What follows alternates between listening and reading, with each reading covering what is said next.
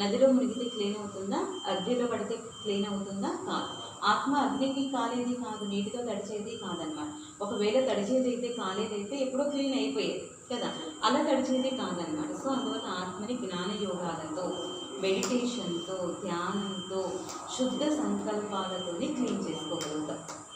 శుద్ధ సంకల్పాలతో తప్ప ఇంకా ఏ పద్ధతుల ద్వారా క్లీన్ అవ్వదు. మీరు భక్తి కూడా చేయండి, కానీ అర్థం తెలుసుకోకుండా ఎంతసేపు భక్తి చేసినా ఆత్మ కూడా శుద్ధి అవ్వదన్నమాట. మీకు మీరు రియాలిటీ తెలుసుకోకుండా నేనెవరు, ఇప్పుడు ఓం నమ శివాయ చాంటింగ్ చేస్తున్నారు, ఓం నమ శివాయ ఓం నమ, నోరే మాట్లాడుతుంది. ఆ శివుడు ఎవరు, నేనెవరు, నా స్వరూపం ఏంటి, ఆయన ఉంటే నాకు ఎలాంటి శక్తి వస్తుంది, ఆయన ఎలాంటి శక్తి స్వరూపుడు, ఏమీ తెలుసుకోకుండా ఓన్లీ చాంటింగ్ చేస్తుంటే శక్తి వస్తుందా? మీకు డాక్టర్ మెడిసిన్స్ ప్రిస్క్రిప్షన్ రాసిచ్చాడు, మెడిసిన్స్ చదువుకుంటూ ఉంటే రోజంతా మీకు తలనొప్పి తగ్గుతుందా? ఏం చేయాలి? టాబ్లెట్ వేసుకోవాలి కదా. ఇదే విధంగా ఇక్కడ కూడా అంతే. ఈ నాలెడ్జ్ యొక్క స్వరూపంగా అయినప్పుడే మన ఆత్మలో ఉన్న మురికి తొలగిపోతుంది. అంతేకాని ఓన్లీ చాంటింగ్ చేసిన, నేను ఉపవాసాలు చేసిన, నేను అగ్నిలో నడిచిన అంత మూఢభక్తి అంటారనమాట. యాదగిరిగుట్టలో ఒక ఆవిడ, నాకు ఎప్పటి నుంచో నడిచే అలవాటు ఉందనేసి నడుస్తుంది మామూలుగానే ప్రతి శివరాత్రి. ఒక శివరాత్రికి అసలు పడిపోయింది, మొత్తం వన్ సైడ్ మొత్తం కాలిపోయింది. చూడండి ఎంత మూఢభక్తి. జీవితాంతం చేసేవాళ్ళు కూడా లేదు, ఎంత బాధపడుతుందో. దేవుడు కాపాడుతాడా? మనం ఎలా ఉండాలి? బ్యాలెన్స్గా ఉండాలి. నేను ఏం చేయాలి, ఏం పోగొట్టుకోవాలి. భగవంతుడు అగ్నిగుండంలో నడవమని చెప్పట్లా. నీలో ఉన్న కామక్రోధ లోభము అహంకారాలనే అగ్ని చాలా ఉంది, అది నేను దహించేస్తుంది జన్మజన్మల నుండి. అది తొలగించుకునే ప్రయత్నం చేయి. అది సాత్వికంగా అవ్వడం అంటే. శరీరాన్ని కష్టపెట్టుకుంటాం ఉపవాసం చేసి అంటే దానివల్ల ఏమవుతుందంటే మళ్ళీ ఆలోచనలు కూల్ అయిపోతాయి. ఆ వికారి ఆలోచనలు, తామసిక ఆలోచనలు, స్ట్రెస్ అది ఎక్కువగా మనల్ని బాధ పెట్టకుండా అలా సప్రెస్గా ఉంటాయి, అన్నమాట. అంతేగాని మళ్ళీ తర్వాత మళ్ళీ మామూలు అయిపోతాయి. ఇప్పుడు ఐపసం మాలేసుకుంటారు చూడండి, ఐపసం మాలేసుకున్న వాళ్ళు మాల తీస్తూనే ఉల్లిపాయ వెల్లిపాయ తినాలి, లేకపోతే ఇంకేదైనా తాగాలి, తినాలి, హోటల్కి వెళ్ళాలి. ఎంత మడిగా శుద్ధిగా ఉంటారు. మరి అక్కడికి వస్తూనే ఆ 40 రోజుల యొక్క శక్తి ఎక్కడికి పోయింది? అంటే మనం ఏం చేస్తున్నాం? ఫిజికల్గానే చేస్తున్నాం, మనం మానసికంగా ఇంటర్నల్గా నాలో నేను పరివర్తన తీసుకొచ్చుకోవాలి అని చెయ్యట్లేదు మనం. అప్పుడు అది నిజమైన పరివర్తన అన్నమాట. అది జీవితమైక పరివర్తన. అలా చేయగలిగితే మన జీవితం మొత్తం మాలలో ఉన్నట్లే కదా. సో ఈ విధంగా ఇప్పుడు మనందరం కూడా రెండే 2 మార్గాలు అన్నమాట. పరమాత్మ ఏం చెప్తున్నారంటే శిక్షణ ద్వారా అన్న మారండి, లేకపోతే శిక్షలు తిని అన్న మారండి. శిక్షలు రెండే 2 మార్గాలు. ధర్మరాజపురిలో శిక్షలు తినైనా వెళ్తారా, వాపస్ వెళ్ళాల్సిందైతే వయ్యా ఆగి వెళ్ళాలి, లేకపోతే వయ్యా ఆగకుండా డైరెక్ట్గానైనా వెళ్ళాలి. మరి వయ్యా ఆగి సూక్ష్మలోకంలో ఆకారి లోకంలో ఆగి వెళ్తారా, లేకపోతే సీదా పరంధామానికి శిక్షలు తినకుండా ఇక్కడ పరమాత్మ ఇచ్చే శిక్షణతోనే మారి పైకి వెళ్తారా? రెండే 2 మార్గాలు అన్నమాట. సో ఇప్పుడు పరమాత్మ మనకి నాలెడ్జ్ అర్థం చేయిస్తున్నారు. మనకు మన గురించి తెలియదు, మనం ఎక్కడి నుంచి వచ్చామో తెలియదు. ఎంత సింపుల్ వేలో భగవద్గీతలో శ్లోకాలు కూడా చదువుతారు, కానీ ఈ మీనింగ్ అర్థాలు ఇంత స్పష్టంగా ఎవరు కూడా చెప్పరన్నమాట. పరమాత్మ భగవద్గీతలో కూడా చెప్పాడు, నా సూర్యో నా శశాంకో పరంధామ పావక. అంటే ఎక్కడైతే సూర్యచంద్రుని వెలుగలో నేను ఆ లోకంలో ప్రకాశిస్తూ ఉన్నాను అని. కానీ ఆ లోకము తెలియదు, ఎవరు చెప్పిన వాడు తెలియదు, అనుభూతి లేదు. చదువుతూ ఉన్నాం అంతే శ్లోకాన్ని అంతే. ఇక్కడ స్పష్టంగా మనకి పరమాత్మ అర్థం చేయిస్తారన్నమాట. ఈ విధంగా మనందరం కూడా 3 లోకాలను, పరంధామం, సాకారం, ఆకారం, నిరాకారం. నిరాకార లోకానికే పేరు పరంధామం, మధ్యలో ఆకార లోకానికి సూక్ష్మలోకం అని కూడా పేరు. ఇది స్థూలము లేక సాకారము అన్నమాట. స్థూలము లేక సాకార లోకము అన్నమాట. సో ప్రతి ఒక్క హ్యూమన్ మానవాత్మ పైనుంచి కిందకు వచ్చిన తర్వాత ఈ కాలచక్రంలో ఇక్కడ ఈ భూమి మీదే నాటకం చేస్తారు.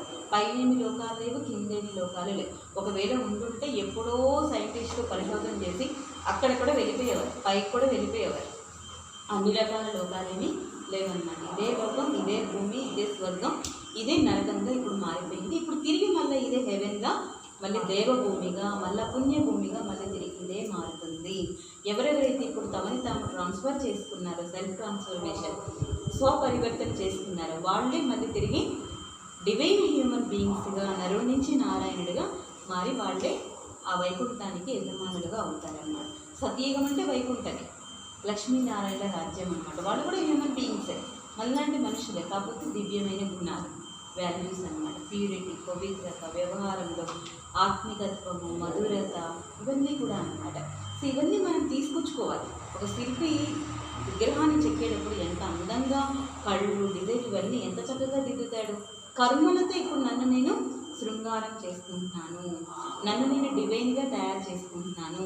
ఒకవేళ రాక్షస గుణాలతో నా నా నోటిని నేను పాడు చేసుకుంటున్నాను, నా కళ్ళని నేను పాడు చేసుకుంటాను. చూడండి, ఎవరైనా కోప్పడి కానీ, ఎవరైనా తిట్టి కానీ తర్వాత ప్రశాంతంగా కూర్చోండి, అయ్యో ఎందుకు అనవసరంగా తిట్టాము, అనవసరంగా అన్నాము, అనవసరంగా నాకు నేను కూడా మనకి మనం కూడా ఒక రకంగా బాధ పెట్టుకుంటాము కదా. చెడ్డ గుణాలుగా ఎవరికి సుఖం లేదు, నాకు లేదు సుఖం, వాళ్ళకి సుఖం లేదు, ప్లస్ రిలేషన్స్ కూడా స్పాయిల్ అయిపోతాయి అన్నమాట. సో ఇప్పుడు మనందరం వాపసు వెళ్ళేది వచ్చింది అన్నప్పుడు మరి ఇప్పటి నుంచి సర్దుకోవడం స్టార్ట్ చేయాలా వద్దా? ఫారెన్ వెళ్ళాలనుకోండి, ఏం చేస్తాము, ఎప్పటి నుంచి మనం ప్రిపేర్ అవుతాము వీసా కోసం?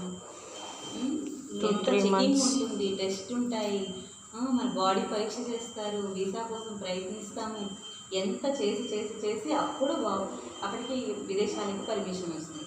మరి అన్నింటికంటే అతి దూరపు బాటసార్లో మనందరం పరంధామ బాటసార్లో మరి అక్కడికి వెళ్ళడానికి ఇప్పటి నుంచే మనం ప్రిపేర్ చేసుకోవాలా వద్దా? పోనీ ఎవరైనా 100 ఏళ్ళు జీవిస్తాము అని గ్యారంటీ తీసుకొని వచ్చారా? పరమాత్మ నుంచి ఏమైనా అగ్రిమెంట్ తీసుకొని వచ్చారా? రాసుకొని వచ్చారా ఏమైనా అగ్రిమెంట్, నేను 2 ఏళ్ళు జీవిస్తాను అని?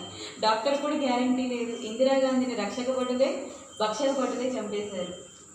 అంటే మనకి సెక్యూరిటీ ఇచ్చే వాళ్ళు కూడా మనకి ఎప్పుడు హాని చేస్తారో కూడా తెలియదు కదా. ఈరోజు భగవంతుడు మనకు చెప్తారనమాట, ఏ సెకండ్ అంతిమ గడి అవుతుందో ఈరోజు మృత్యువుకి చిన్న పెద్ద ముసలి అనేది లేదు. ప్రతిరోజు ప్రతి గడియ మనకి అంతిమ గడియే, మృత్యువు ఎదురుగా నిలబడి ఉంది అని భావించి మనం ఈ సెకండ్ కూడా నాకు ప్రాణం విడిచిపెడితే నేను సంతృప్తిగా ఆనందంగా ఈ దేహం అనే పందిరంలో నుంచి ఎగిరిపోతున్నానా, అంత సంతోషంగా వెళ్ళిపోవాలన్నమాట. ఏవి మనతో రావని మనకు తెలుసు, మనం సంపాదించిన ఆస్తి మనతో రాదు, డబ్బులు మనతో రావు, సంబంధాలు మనతో రావు. ఒకరోజు అందరినీ విడిచిపెట్టే ఒంటరిగానే వచ్చాం, ఒంటరిగానే వెళ్ళిపోతాం. కానీ వాళ్ళతో ఉన్న మనకి సుఖం ఏదైతే ప్రేమ, ఎఫెక్షన్, మంచి వాల్యూస్, మంచి ప్రవర్తన, ఇదే మనకి మనతో పాటుగా వచ్చి షేక్స్పియర్ కూడా చెప్తారనమాట, ఇది ఒక డ్రామా నాటకంలో. ఇక్కడికి వచ్చాము అంటే నాలో ఉండే వాల్యూస్ని అందరికీ షేర్ చేయాలి. గివింగ్ నేచర్ అనమాట, ఇచ్చేటటువంటి గుణం అనమాట. ప్రకృతి చూడండి, గివింగ్ నేచర్, అన్నీ ఇస్తుంది మనకి ప్రకృతి. ప్రకృతిలో ఉంటూ నేను కూడా ఏం కావాలి, గివింగ్ నేచర్. దేనా హే దేనా హే దేనా, ఇవ్వాల్సిందే ఇవ్వాల్సిందే, సుఖ్ దేనా హే, ప్యార్ దేనా హే, హ్యాపీనెస్ అన్నీ ఇవ్వాలి ఇవ్వాలి. గివ్లో అంటే give peace and take peace. ముందు మనం ఇస్తేనే, గుళ్ళోకి వెళ్ళినప్పుడు కూడా చూడండి తల వంచిగా వెళ్ళాలి, లేకపోతే నేను గొప్పవాడిని, నేను ఎమ్మెల్యేని ఎంపీని అనుకొని వెళ్ళామనుకోండి, నేను ఎత్తి కాస్త కొట్టుకుంటాను చెడ్డగొప్పలు. అందుకే గుడి ద్వారాలు కూడా ఎక్కువ చిన్నగా ఉంటాయి, పెద్దగా ఉండవు. ఎందుకు? అహంకారం నశించడానికి. లోపలికి వెళ్ళాలి అంటే నన్ను నేను మర్చిపోవాలి, అలాగే వెళ్ళాము అంటే నెత్తి కొట్టుకుంటుంది అనమాట. సో అలా సెల్ఫ్ రెస్పెక్ట్లో, నేను స్వీయ గౌరవంలో వెళ్ళాలి. ఆ గుణాలు చాలా చాలా ఇంపార్టెంట్ అనమాట. సో మనందరం ప్యూర్గా వచ్చాము, ప్యూర్గానే వెళ్ళిపోవాలి. మనందరం పరంధామ నివాసీలము, మళ్ళీ ఆ పరంధామానికి తిరిగి వాపస్ వెళ్ళిపోవాలి.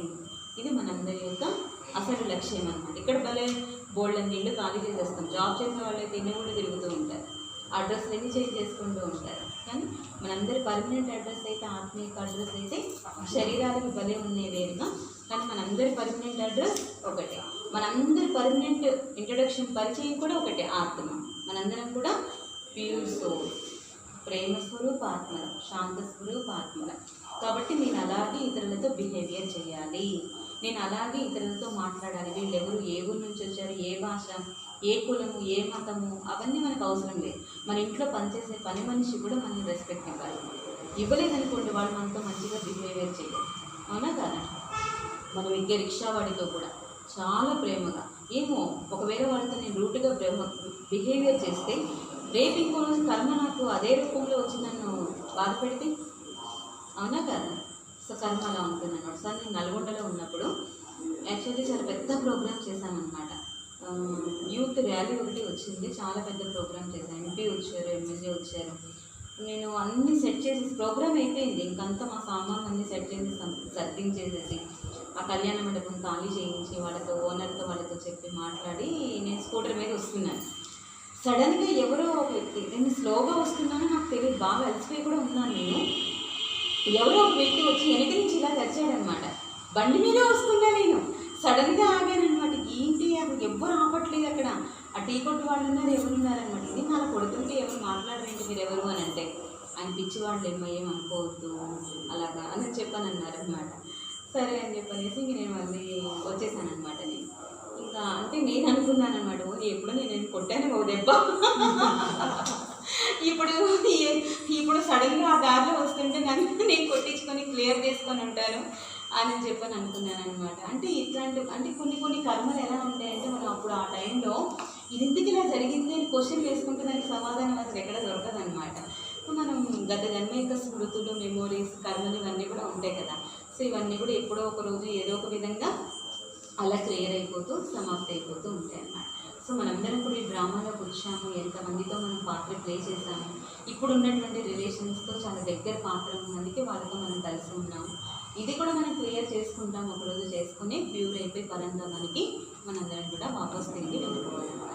సో నడుస్తూ తిరుగుతూ కూడా నేను పరంధామ నివాసిని, నేను శ్రేష్ఠ ఆత్మని, నేను మహానాత్మని, నేను ప్రేమ స్వరూపాత్మని అని అనుభవం చేయడమే మనం ఈ మెడిటేషన్లో మనం చేస్తున్నాం. ఇంకొకటి రాజయోగం కోర్సులో మానవాత్మ మనిషిగానే పుడుతుంది కానీ ఏ జంతువుగానో పుట్టదు. ఏ విత్తనం వేస్తే అదే చెట్టు వచ్చినట్టు అలాగే మనిషి కూడా వెళ్ళి మనిషిగానే పుడతాడు కానీ ఏ జంతువుగానో పుట్టడు. ఏ జంతువుగానో పుట్టడు. ఇప్పుడు మామిడి విత్తనం పెట్టామనుకోండి, మామిడి చెట్టు వస్తుంది. ఓకే ठीक है ना, वो अभी ठीक है ना.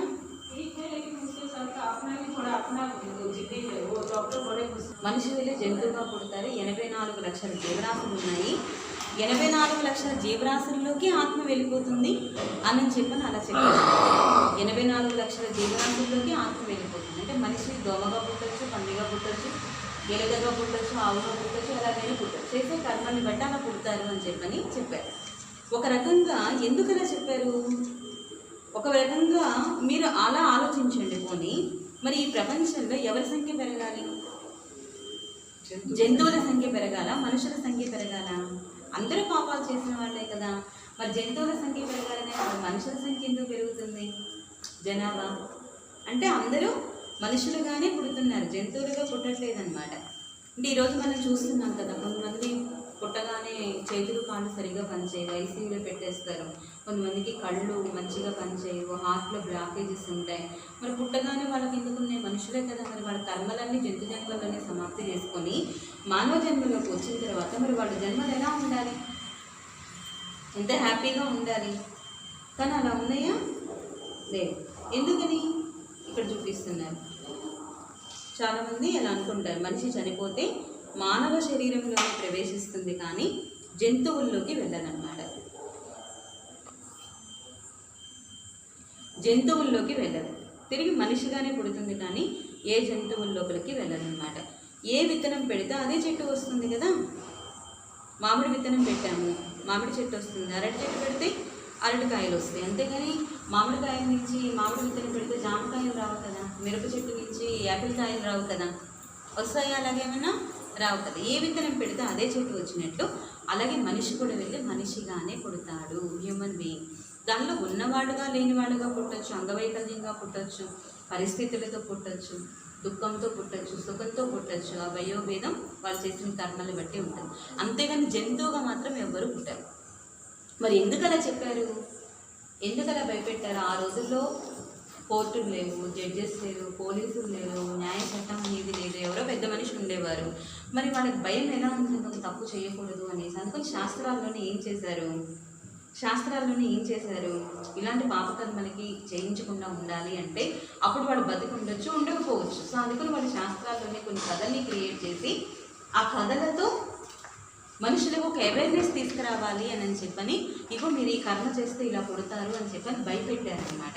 కానీ నిజంగా అలా ఎవరు ఏమి అలాగన్నట్టు. ఇప్పుడు చిన్నపిల్లలు ఉన్నారు, వాడిని బూచోడు వస్తాడా వెళ్ళొద్దురా అని అంటే చిన్నపిల్లోడు వాడు అక్కడ దాకా పరిగెడతాడు అనుకోండి, గేటు దాకా.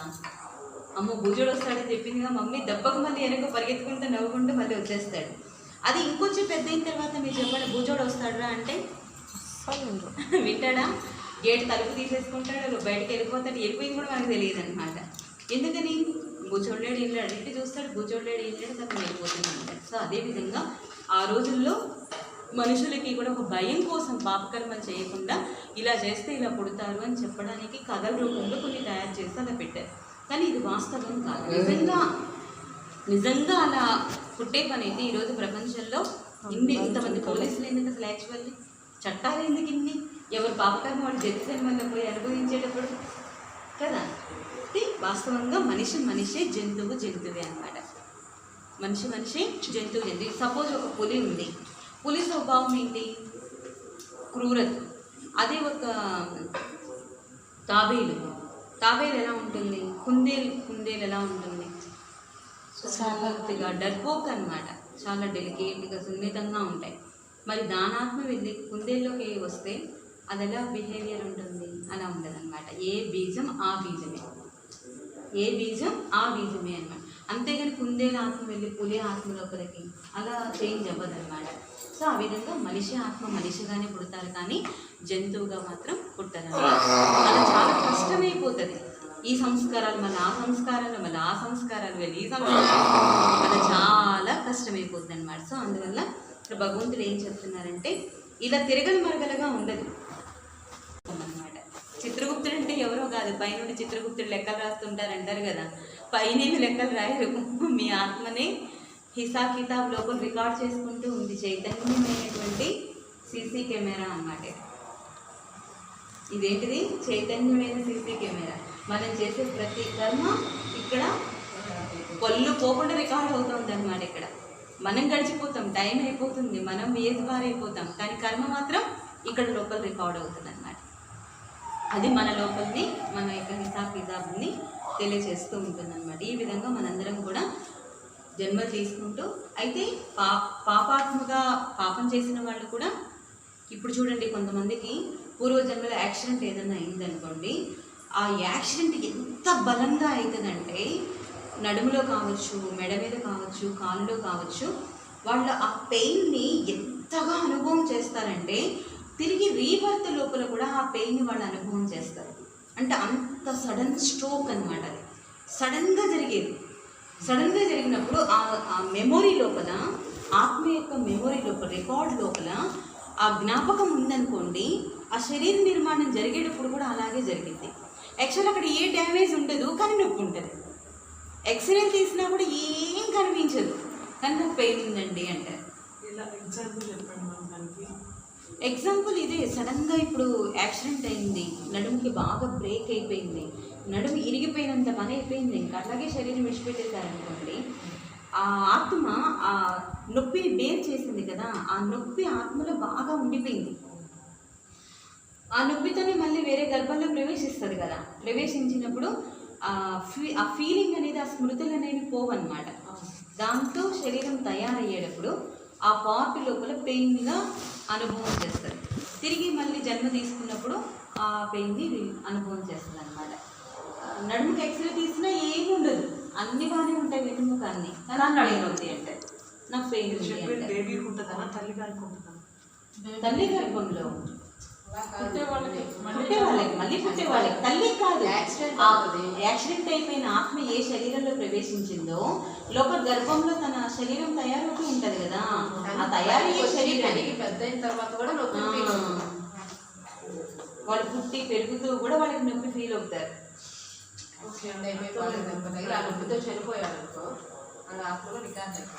రికార్డ్ అవుతుంది. అలా కొన్ని ఇన్సిడెంట్స్ కూడా జరుగుతూ ఉంటాయి అన్నమాట. అలా చాలా కూడా జరిగాయి కొన్ని.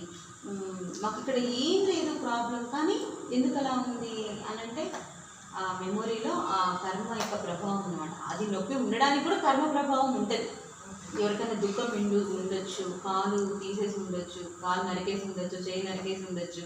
ఈ చెయ్యి ఎప్పుడూ ఉన్నా కూడా లేనట్టుగానే ఉంటుంది. కొంతమందికి చచ్చిపడిపోయినట్టే ఉంటుంది, కొంతమందికి చెయ్యే పనిచేయనట్లుగా ఉంటుంది, చెయ్యే లేనట్టుగా పుట్టింది. అది కర్మ యొక్క ప్రభావాన్ని బట్టి ఉంటుంది అన్నమాట. అలా ఇవన్నీ ఇప్పుడు కొంతమంది అసలు కాన్షియస్నెస్ లేని వాళ్ళు పుడతారు. శరీరం ఉంటుంది కానీ కాన్షియస్నెస్ ఉంటుంది. శరీరం పెరుగుతూ ఉంటుంది కానీ కాన్షియస్నెస్ ఉంటుంది. వచ్చేది పెయిన్స్ కాదు, చేసిన పాపకర్మ. ఎవరి కాళ్ళు చేతులు నరికేశారనుకో, ఈ జన్మలో మీరు కాళ్ళు చేతులు లేక అవిటి వాళ్ళుగా పుడతారు. అలా అన్నమాట. అలా అవిటి వాళ్ళుగా ఆ కర్మభోగం అలా అనుభవిస్తారనమాట. ఆ విధంగా ఇప్పుడు అన్కాన్షియస్నెస్ ఉన్నటువంటి వాళ్ళకు బాధ వాళ్ళు పెంచి పోషించే వాళ్ళకు ఉంటుంది. వీళ్ళకంటే కూడా వీళ్ళకి అసలు ఏమీ తెలియదు, వాళ్ళకి ఎక్కువ అనుభూతి ఉంటుంది. అంటే ఈ ఆత్మతో వాళ్ళకి ఎక్కువ హిసాబ్ కితాబ్ ఉందనుకోండి, ఆ క్లియర్ అయ్యే వరకు వాళ్ళు జీవించి ఉంటారు. ఆ క్లియర్ అయిపోయిన తర్వాత వాళ్ళు కూడా దేహం విడిచిపెట్టేస్తారు అన్నమాట. అలా కూడా ఉండొచ్చు అనమాట. అంటే కర్మలేక లెక్కాచారాలు ఇలా ఈ విధంగా అనుభవిస్తారు. కానీ మనిషికి జంతువుగా పుట్టడం అనేది ఉండదు. ఎందుకు అంటారా? జంతువుకి బుద్ధి అనేది లేదు. జంతువుకి ఆత్మ ఉంది కానీ మనసు బుద్ధి సంస్కారం అని చెప్పాను కదా. మనిషి యొక్క ఆత్మకి ఆ బుద్ధి అనేది జంతువు యొక్క ఆత్మకు ఉండదన్నమాట. మనిషి యొక్క ఆత్మకి బుద్ధి ఉంటుంది. సో అందువల్ల ఇది మంచి చెడు అని రియలైజేషన్ చేసుకోగలుగుతాం. జంతువు రియలైజేషన్ చేసుకోలేదు. కాసేపు ఆకలి అవుతుంది, నాకు మళ్ళీ ఆకలి అవుతుంది, తెచ్చుకొని పెట్టుకున్నాను అనుకుంటాయా? నేను పాముని కాటేస్తున్నాను, అందరినీ ఈ జన్మలో ఎవరిని కాటేయాలి, నెక్స్ట్ జన్మలో మనిషిగా పుట్టాలి అని అనుకుంటున్నా. మనిషి పాము అనుకుంటుంది ఒకసారి అవుతావు. మనిషి ఒకసారి కాకపోతే ఒకసారైనా నేను తప్పు చేస్తున్నాను, నేను మారాలి, దొంగగా మారాలి, సాధువుగా మారాలి అని దొంగ నుంచి మారుతారు కదా. మనిషికి రియలైజేషన్ ఉంది, బుద్ధి ఉంది. జంతువుకి రియలైజేషన్ లేదు. సో బాగుపడే స్థితి, పరివర్తన లేని స్థితి జంతువులో ఉన్నప్పుడు ఇంకా జంతు జన్మ తీసుకుంటే నీకు అక్కడ కర్మ పశ్చాత్తాపం ఎక్కడ జరుగుతుంది? మనిషి జన్మ తీసుకుంటే కర్మ పశ్చాత్తాపం జరిగదు. జంతు జన్మలో కర్మ పశ్చాత్తాపం కూడా జరగదు. రియలైజేషన్ లేనప్పుడు. మెయిన్ రియలైజేషన్ ఉన్నప్పుడే కర్మ పశ్చాత్తాపం జరుగుతుంది. మనిషి పోల్చుకుంటాడు, నేను ఇలా ఉండాలి అనుకుంటాను, నాకు ఇలా బాగుంది అనుకుంటాడు, రియలైజేషన్ అవుతాడు కదా. సో అప్పుడు కర్మ పశ్చాత్తాపం అనేది జరుగుతుంది. సో జంతువుగా పుట్టడం వల్ల కర్మ పశ్చాత్తాపం జరుగుతుంది. జంతువులు ఒక ఫర్నిచర్ లాంటివి. జంతువులు ఏంటివి? సృష్టికి ఒక ఫర్నిచర్ లాంటివి. మనం వాటికి దుఃఖం ఇస్తే ప్రకృతి వాటిలో కూడా మనకి దుఃఖం ఇస్తుంది అనమాట. ఆ విధంగా ఈ విధంగా లెక్కాచారం అనేది ఉంటుంది అనమాట. అంతేగాని మనిషి జంతువుగా పుట్టడం మాత్రం ఉండాలి. ఇప్పుడు ఒక 5 నిమిషాలు మెడిటేషన్ చేస్తాను. రేపు పరమాత్మ గురించి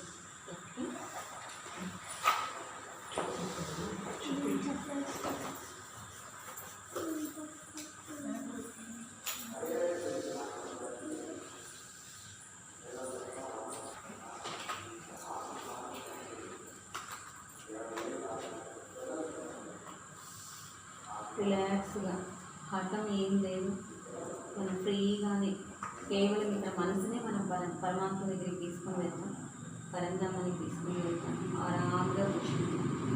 నేను చేసే సంకల్పాన్ని మీరు కూడా ఫీల్ అవుతూ అలా అనుభూతి చేసుకుంటూ ఉంటాం. సపోజ్ మీ ఇల్లు అన్నాను అనుకోండి, నేను వెళ్ళకముందే, మీరు చెప్పకముందే వస్తూనే మీ ఇంటికి వెళ్ళిపోయారు. మీ హాల్లోకి వెళ్ళిపోయారు, చెప్పారు, మీ ఫ్రిడ్జ్ ఓపెన్ చేశారు, మీ బెడ్రూమ్కి వెళ్ళారు, మీ కిచెన్కి వెళ్ళారు, అన్నీ చూసి వచ్చేసారు ఒక సెకండ్లో. అవునా కదా? ఎలా వెళ్ళారు? మీరు ఇక్కడే కూర్చున్నారు కదా, మనసుతో. సో అదేవిధంగా ఇక్కడ కూడా ఇప్పుడు నేను చేసే సంకల్పాలని అలా మనసుతో ఫీల్ అవ్వడానికి ప్రయత్నం చేయండి. ఓకే. ఓం శాంతి.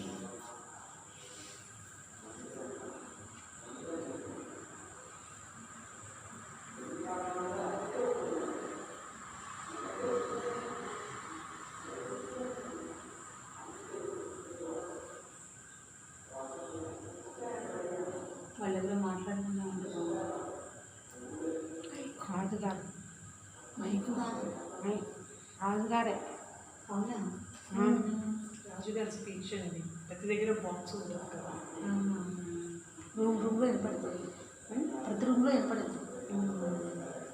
కళ్ళు మూసుకుంటున్నాను. మూసుకోండి. బేసిక్ స్టేజ్లో మూసుకోండి.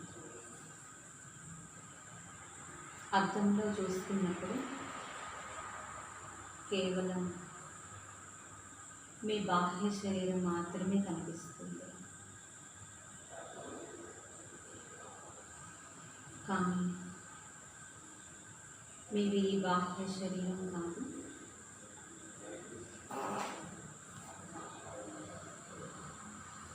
మనసు అనే దర్పణంలోకి వెళ్ళిపోండి. అంతర్ముఖంగా చూసుకోవడానికి ప్రయత్నం చేయండి. నెమ్మదిగా ఒకసారి శ్వాస తీసుకొని వదలండి. మీ అరిపాదాల నుండి శిరోభాగం వరకు ప్రతి ఒక్క ఇంద్రియం కూడా పాదాలు, కాళ్ళు, నడుము, పొట్ట, చెస్ట్, తల అన్నీ రిలాక్స్గా ఉన్నాయి. చాలా పీస్ఫుల్గా ఉన్నాయి.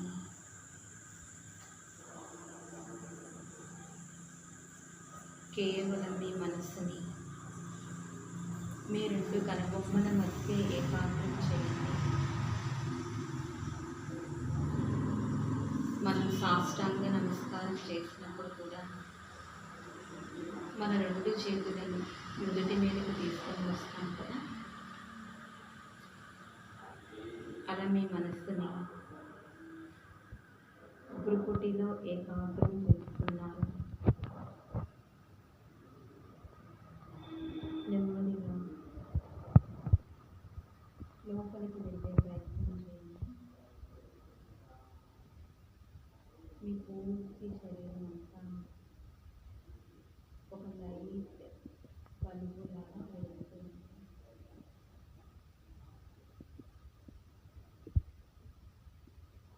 కేవలం మీ స్థానాన్ని ఫుల్ కాంతితో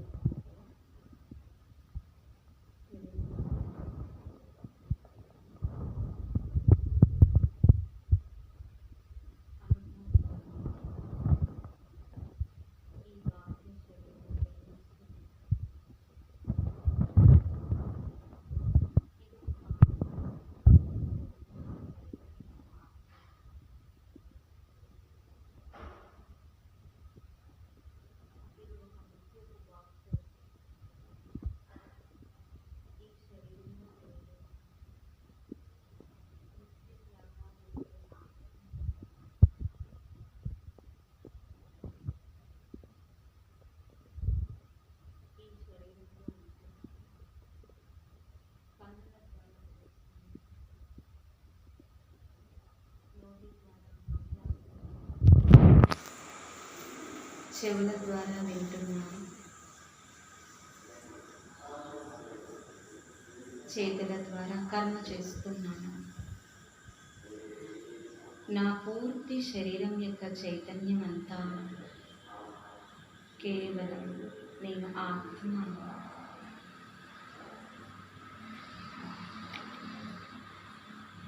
నేను మనస్సు, బుద్ధి, సంస్కార సహితంగా చైతన్య జ్యోతిని. ఇప్పుడు నా మనస్సు నా ఆధీనంలోనే ఉంటుంది. నా ఆజ్ఞ లేకుండా ఎటు వెళ్ళగలను. నాలో శాంతి, ప్రేమ, పవిత్రత, ఆనందం, శక్తి,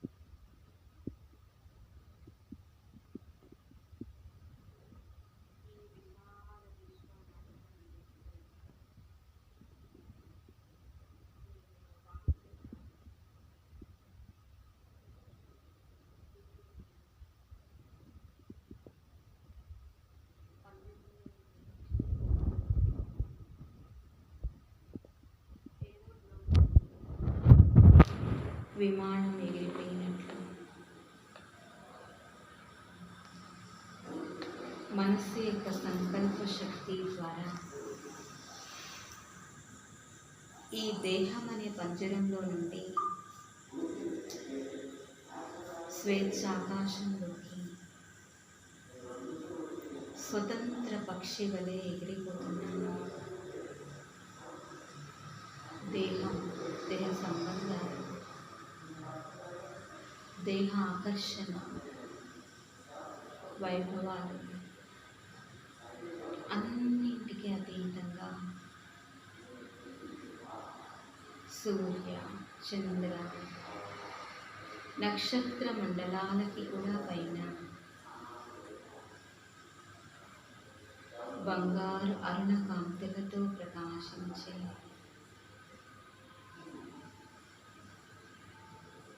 అరుణారుణ కాంతులతో ప్రకాశించే ఒక దివ్య ధామానికి మీరు చేరుకున్నారు. ఫీల్ అవ్వండి. ధ్వని లేదు, కర్మ లేదు, ఆలోచన కూడా లేదు. నిస్సంకల్ప స్థితి.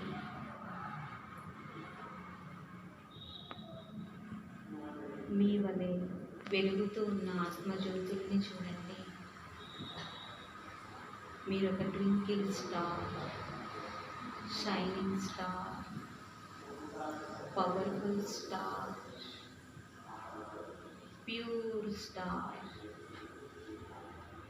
Happy star.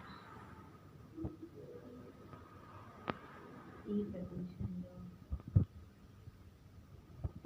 అన్ని చింతలతో దూరంగా నిశ్చింతగా తేలికగా సూర్య తేజం వలె ఎదురు లైట్ లేకుండా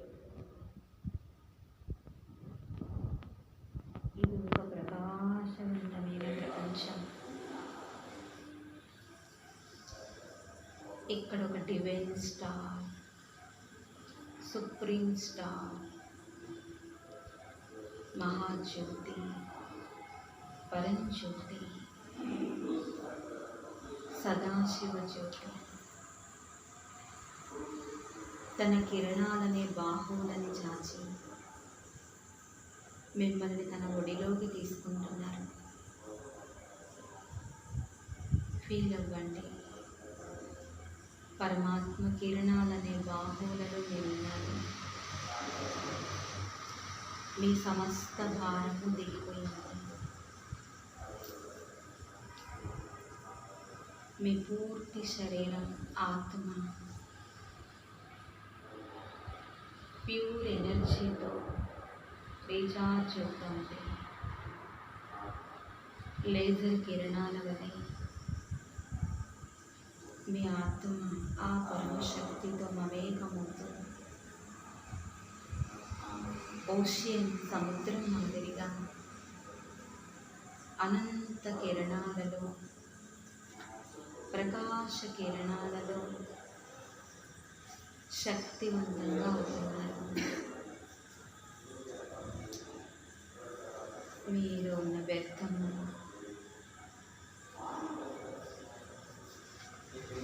మీలో ఉండే భయం, నిరాశ, నిస్పృహ అన్నీ సమాప్తి అయిపోయి కేవలం మీరు ఒక ప్యూర్ ఎనర్జీ, అనంతమైన శక్తితో ఛత్రఛాయలో సురక్షితంగా సతోగుణంగా ఉన్నారు.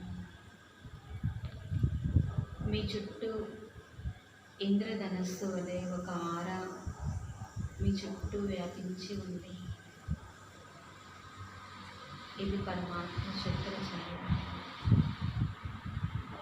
మీ శుద్ధ సంకల్పాల ఛాయ, మీ మనసు యొక్క శ్రేష్టత్వం యొక్క ఛాయ. ఈరోజు నుండి